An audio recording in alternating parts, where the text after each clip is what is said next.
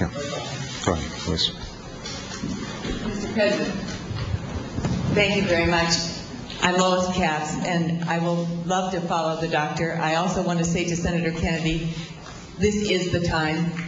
As one of 3 nurses in the U.S. Congress, the proposals you are putting forward resonate.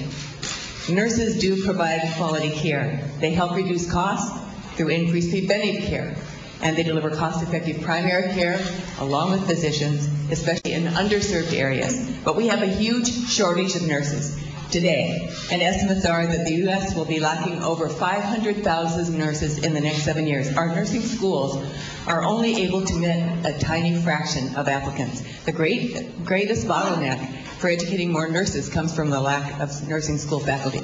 You've done a great job by proposing an increase in nursing education in your 2010 budget and by including nurse education funding in the Recovery Act. I'd love to hear your thoughts. If there's no time today, I'd love to pursue this. There are other nurses in the room on how we can further advance nursing education and faculty training, because they're going to be essential to our overall efforts to contain costs while expanding and improving care. Thank you very much. Well, let me respond to this right away, because it's not that complicated. Nurses provide extraordinary care. I mean, they're the front lines of the healthcare system, and they don't get paid very well. Their working conditions aren't as good as they should be. And when it comes to nurse faculty, they get paid even worse than active nurses.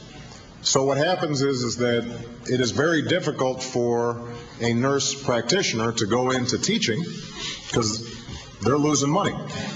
The notion that we would have to import nurses makes absolutely no sense.